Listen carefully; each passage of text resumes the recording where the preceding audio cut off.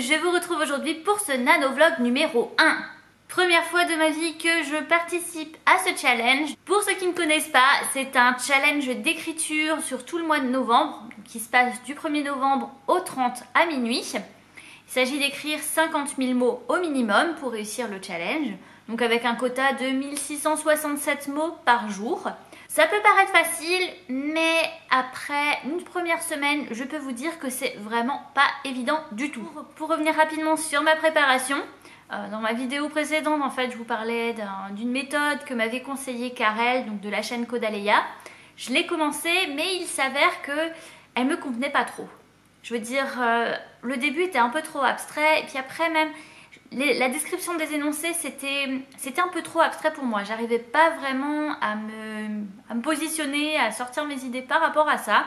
Et du coup, l'auteur Cindy Van Wilder a parlé sur Twitter ou sur une vidéo, je ne sais plus, du questionnaire World Building. En français, construire un monde. C'est en fait un questionnaire qui répertorie, mais un max de questions. C'est sur un site internet. Je vous mettrai le lien en barre d'infos. J'ai fait un copier-coller de toutes les questions dans un document Google. J'en ai pour 42 pages. J'ai pas tout complété non plus, hein. J'ai commencé à compléter mes réponses. J'ai vraiment pris les questions... Au début, j'ai pris les questions comme elles venaient, puis ensuite j'ai fait en fonction de ce dont j'avais besoin. Par contre, il faut savoir que c'est un questionnaire en anglais. J'ai commencé à le faire et ça a commencé à me faire rapidement chier. Puis j'ai essayé de préparer un plan et j'ai trouvé quelques idées, mais au final, comme il y a beaucoup de vide, je me suis dit... Je verrai au fur et à mesure. Donc, il s'avère que je pense être plutôt une personne de type, comme on dit apparemment dans le jargon, jardinier. Voilà, bon, en fait, je plante et on verra bien ce qui pousse. Pour venir sur ma première semaine, je peux vous dire qu'il y a eu des hauts et des bas.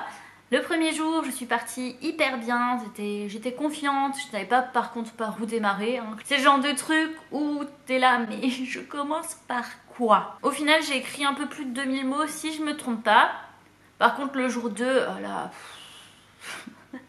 j'avais une scène d'accouchement à écrire, et je peux vous dire que j'ai senti passer chaque mot écrit. Alors là, c'était horrible, horrible. Après, les autres jours... Il y a des choses qui allaient, des choses qui n'allaient pas. Ça dépend vraiment en fait des chapitres que j'écris et des personnages avec lesquels j'écris. Ça, je me suis vraiment rendu compte que il y a des personnages avec lesquels j'ai aucune difficulté, genre les mots sortent tout seuls, et d'autres c'est un peu plus compliqué. Là, je vous avoue que j'ai déjà pris un retard de 2000 mots, mais ça ne me dérange pas plus que ça parce que je me dis qu'il y a encore du temps pour le rattraper. Et aussi parce que, merde, j'ai déjà écrit 8000 mots. J'ai déjà écrit 8000 mots sur... C'est vachement plus que ce que j'ai déjà écrit de toute ma vie. Donc je suis déjà super contente par rapport à ça.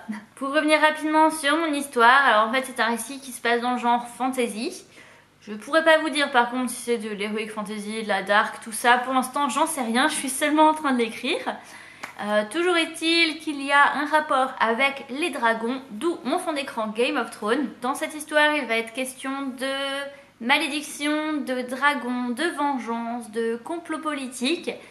Si je réussis bien évidemment à écrire tout ça, qui n'est pas évident pour l'instant, dans mon idée, l'histoire commencera à un instant T lorsqu'il va se passer en fait un gros événement dans la cité.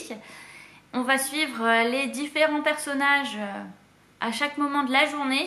Et j'ai envie d'entrecouper ça en fait de flashbacks qui expliqueront le pourquoi les personnages agissent comme ça, qu'est-ce qui s'est vraiment passé dans le passé. Voilà, je sais pas si vous voyez ce que je veux dire. Je vous avoue que pour l'instant, je suis en train d'écrire. J'ai déjà pas mal de petites parties. Alors mes chapitres, je sais pas combien doivent faire des chapitres. Bon, dans tous les cas, je sais que j'aurai un gros travail de correction à faire. Après... Le but du nano, c'est d'écrire, pas de se relire et de corriger. Donc ça, je le ferai déjà ultérieurement. En plus, à ce moment-là, j'aurai déjà beaucoup plus de mots dans les pattes et j'arriverai certainement à m'en sortir beaucoup plus facilement. Mais pour l'instant, j'ai quand même encore une petite difficulté à voir comment je vais réussir en fait à intégrer ces flashbacks sans qu'on perde le déroulement de l'histoire. En fait, c'est surtout ça qui me fait peur. J'ai peur d'avoir trop de flashbacks et qu'après on ne sache plus vraiment à quelle période on est et qu'est-ce qu'il est censé se passer. Maintenant, j'en suis qu'au début. j'ai encore le temps de voir venir, hein, c'est ce que je me dis. Et puis après, de toute façon, les corrections, ça sert à ça. Et voilà, je veux dire, le but, c'est pas d'écrire un truc qui sera publié tout de suite, au contraire. Donc, je me prends pas la tête, on verra bien au bout d'un moment ce que ça va donner. Concernant les outils que j'ai à ma disposition, il y a donc mon Mac que je ne donnerai pour rien au monde, sur lequel j'ai installé Scrivener, donc la version d'essai du NaNoWriMo. Franchement, c'est un logiciel qui est vraiment super top. J'adore cette facilité en fait qu'on a d'écrire nos chapitres à chaque fois dans une partie. On peut déplacer ça hyper facilement. Enfin, c'est un truc que j'adore. En plus avec les mots-clés. Donc je pense systématiquement en mettre. Je pense que ça pourra m'aider dans le futur. Lorsque j'aurai genre un max de parties et que je ne saurai plus dans quoi j'ai placé certaines choses ou même rien que par rapport au personnage. Dès que je parle d'un personnage, clac, mot-clé, personnage. Et ça, je pense que ça pourra m'aider pour le futur. Il y a évidemment mon dictionnaire des synonymes, donc que Karel m'avait conseillé d'acheter. Merci Karel. J'ai aussi un Becherel avec moi. Chocolate Forever. J'adore le chocolat, en plus menthe intense. Et sinon, bah, la musique. Donc, concernant les playlists, je vous avoue que je n'en ai qu'une seule. Et c'est celle de la saison 6 de Game of Thrones. Voilà, c'en est une en fait, je trouve qu'il se passe déjà tellement de trucs dramatiques, sachant que dans mon idée, mon histoire ne devra pas avoir genre une happy end. Je trouve que ça m'inspire vraiment beaucoup, surtout que à certains moments, en fonction de ce que j'écris, pile il y a la musique qui correspond à mort et je trouve que c'est hyper motivant et je sais pas, ça m'aide beaucoup. Moi j'adore en tout cas cet album. Je pense que d'ici la fin du mois, je le connaîtrai par cœur, mais c'est pas grave. Et pour mon word count, eh ben, j'utilise le calendrier du NaNoWriMo que j'avais trouvé je ne sais plus où. En fait, vous le voyez pas, mais je suis déjà en retard de 2000 mots, c'est pour ça que j'ai mis du orange. J'espère que le retard ne s'agrandira pas. Et puis sinon, tant pis, je veux dire, le but c'est d'écrire tous les jours.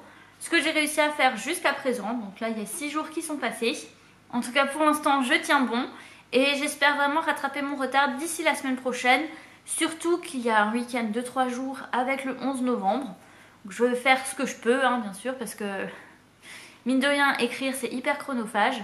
Pour ma part, j'ai réussi hier, alors que j'étais super inspirée, que les mots coulaient tout seuls.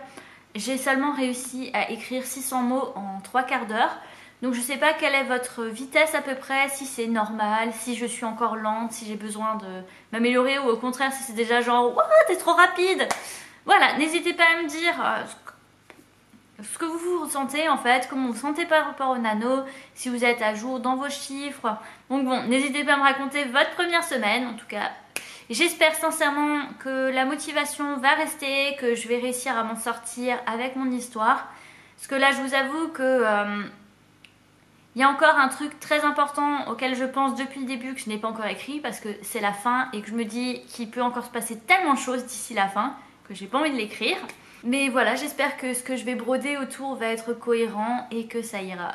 En attendant mon prochain débriefing, je vous souhaite de passer une très bonne semaine, de vous faire plaisir. Et pour ceux qui, comme moi, essayent quand même, malgré tout, d'atteindre les 50 000 mots, voici quelques images pour vous. For Frodo.